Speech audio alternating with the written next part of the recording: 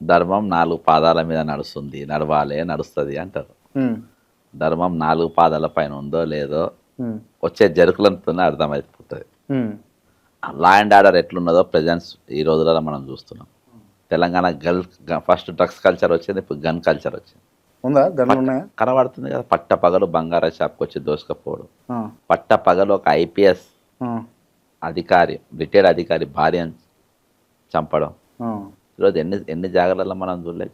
ఎవరు కారకులు, ఎవరు దీనికి? ఈరోజు ఎప్పుడైతే పాలన అనేది గాడి తప్పుతుందో,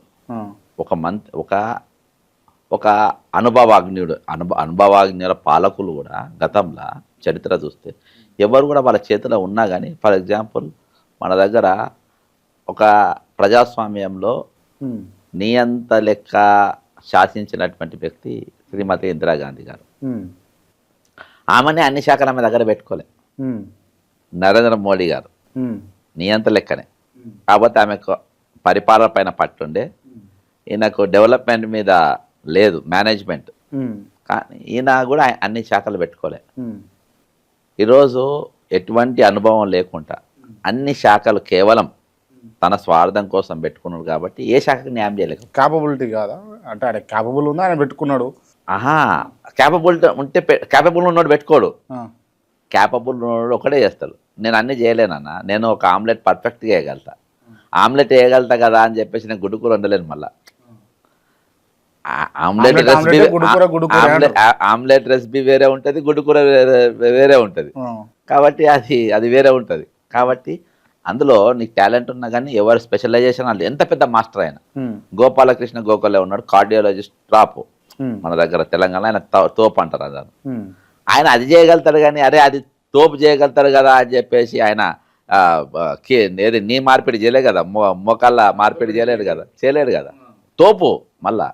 కాబట్టి తోపు అన్ని నిష్ణాతుడు. ఓకే, ఇప్పుడు అన్ని శాఖలు ఉన్నాయి కదా ఆయన దగ్గర, రేవంత్ రెడ్డి గారి దగ్గర, దేనిలో నిష్ణాతుడు అని బక్కజేడుస్తాను అనుకుంటున్నాడు. హోంశాఖ పెట్టుకున్నాడు. యాక్చువల్గా ముఖ్యమంత్రి ఎక్కడ కూర్చోవాలి అంటే ఎన్ని శాఖలు పెట్టుకున్నాడు. ఫస్ట్ ఆయన నివాసము ప్రగతి భవన్లో, అంటే ప్రజాభవన్లో ఉండాలి, ప్రజలకు అందుబాటులో ఉండాలి, ప్రజలను కలవాలి. నంబర్ 1.